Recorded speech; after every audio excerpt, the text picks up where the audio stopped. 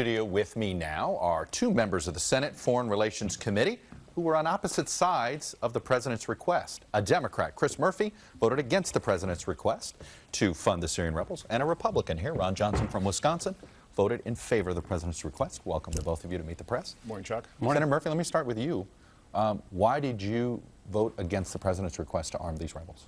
So I'm broadly supportive of the president's strategy. There's no doubt we need to have a strong response to ISIL. The question is whether getting involved in a very complicated sectarian civil war in Syria is necessary to the overall strategy. The reality is that over the last year, these so-called moderate rebels have been openly coordinating with Jabhat al-Nusra, which is a wing of al-Qaeda. It is likely an impossibility that they can effectively fight on two fronts against both Assad and against ISIS.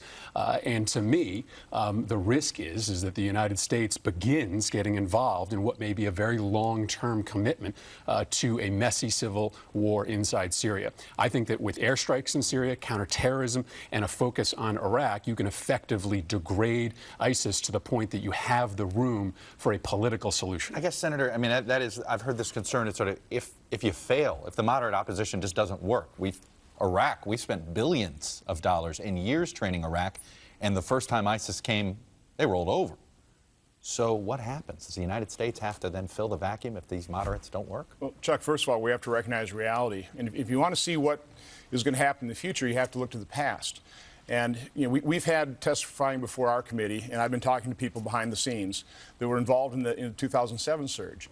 And back then, we were fighting 6,000 to 8,000 members of al-Qaeda in Iraq, and that's basically what what ISIS is now. Right, it's they're the success organization because we didn't leave a stabilizing force behind, so they were able to rise from the ashes. But back then, we had engaged about 100,000 Sunnis in that battle. We had about 100,000 Iraq security forces that were, once we cleared, we would hold, and they provided protection for the Sunni populations. And we had 160,000 American troops. Probably 35,000 to 40,000 of those were involved in that fight.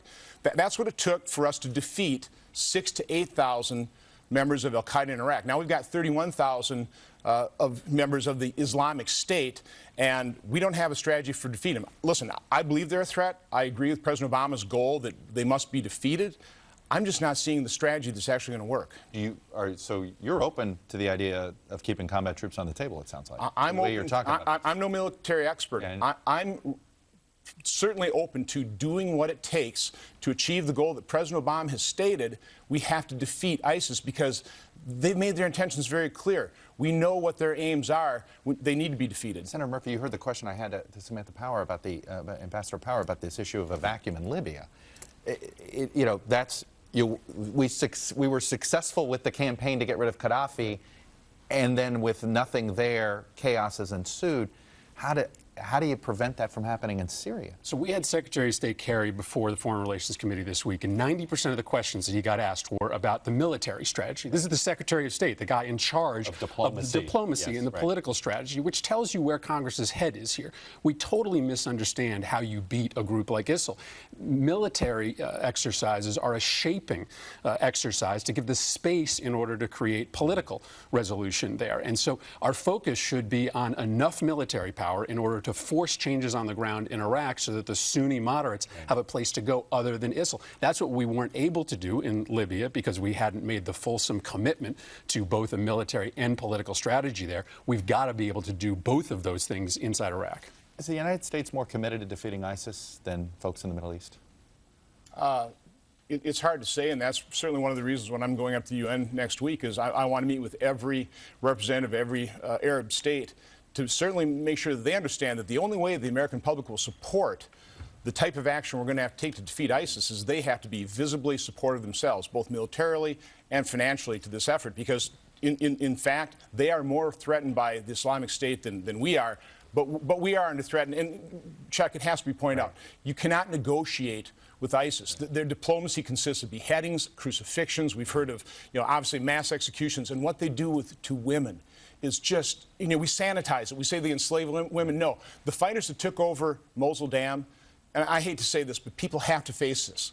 There were 2 women bound. They were naked. They'd been raped repeatedly They were the spoils of war. That's who we're fighting right now, and we've been at war with this Islamic terror since 1993. We have to recognize it. We can't bury our head in the sands on this. Well, Senator, I mean, Murphy, that's the issue here. How do you defeat this ideology? I mean, I don't. Diplomacy isn't going to do it, is it? No, and what we've learned is that whenever we kill an extremist, whenever we take out the number two, it seems like another one or two more take their place. So ultimately, you have to get the regional powers to be just as committed. And Chuck, they aren't today. Committed? They aren't as committed as the United States are today. Saudi Arabia is not leading this coalition. The United States is leading this coalition, and that really is going to be the key as to whether this is ultimately successful. There are. Weird transition here, but there are 3 different bills trying to take away the NFL's tax-exempt status. I know where you stand on this. You want to see the NFL lose its tax-exempt status. Senator Johnson, where are you on this? We have far higher priorities than really arguing about. 3 Senate bills are in there. Coburn, Cantwell, Booker. Listen, we are mortgaging our children's future. We're facing the threat of Islamic terror. But how would you vote if it hits the Senate floor? I'll take a look at the bills. I mean, that is so low on my priority list. I'm not even thinking about it. Fair enough. Senators Murphy, Senators Johnson, thank you Thanks, much. Chuck. By the way, where do you see this one?